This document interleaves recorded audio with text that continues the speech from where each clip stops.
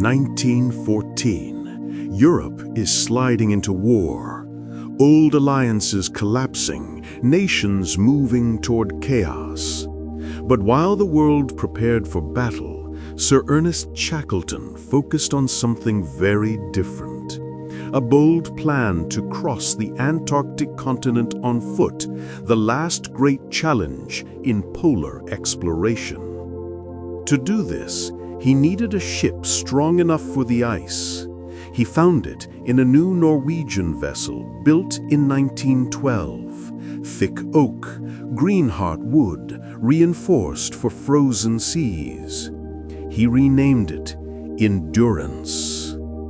On August 8, 1914, the Endurance sailed from Plymouth, England.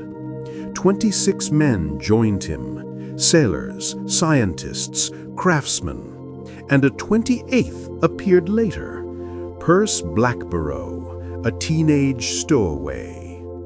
These men were not chasing war or glory. They wanted to explore the edge of the world.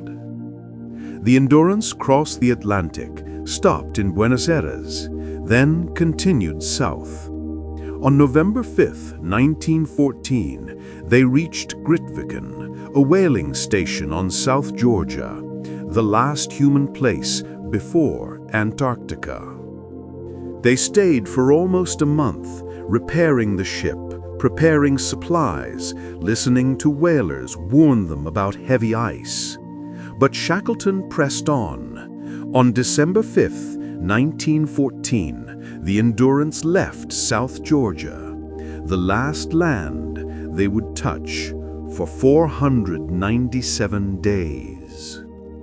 2 days later, the ship met its first danger, drifting pack ice stretching to the horizon. The men guided the ship through narrow paths, but the cold grew stronger and the ice closed in around them. On January 18, 1915, just 1 day from their landing point, the Endurance became trapped. The ice held the ship tight. They waited for warmer weather, but the thaw never came. Weeks turned into months. The ice drifted with the ship, carrying them farther from land. The Endurance groaned under pressure. The crew kept busy, working, cooking, even playing football on the ice. But the pressure grew stronger every day. By October 1915, the ice began to crush the ship. On October 27th, Shackleton gave the order, "Abandon ship." The men moved supplies and lifeboats onto the ice. On November 21st, 1915, the Endurance broke apart and sank beneath the frozen sea. Now, 28 men were alone on a drifting ice floe, hundreds of miles from help, with no radio and no solid ground.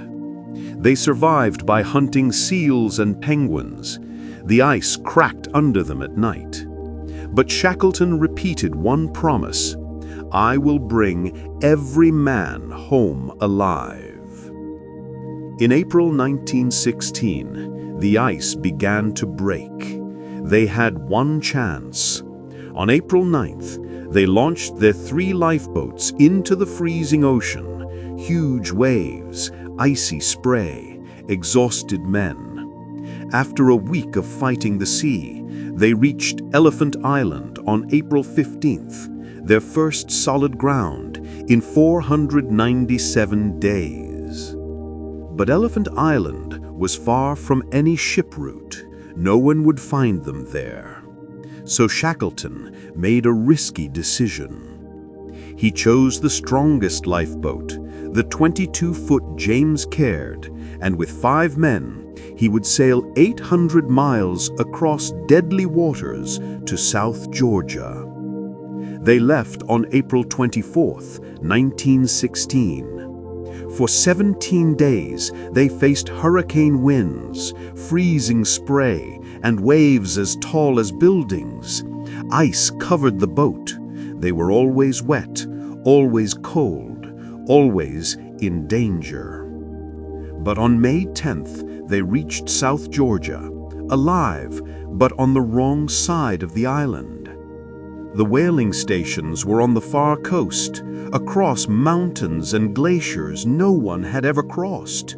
Shackleton, Tom Crean, and Frank Worsley began the crossing, climbing ice ridges, sliding down slopes, walking non-stop for 36 hours. On May 20th, 1916, they reached the whaling station at Stromness. The workers stared, unable to believe what they were seeing. Shackleton immediately tried to rescue the men on Elephant Island, but sea ice blocked the way. The first attempt failed, the second failed, the third failed. Nearly 4 months passed. Still, he did not give up.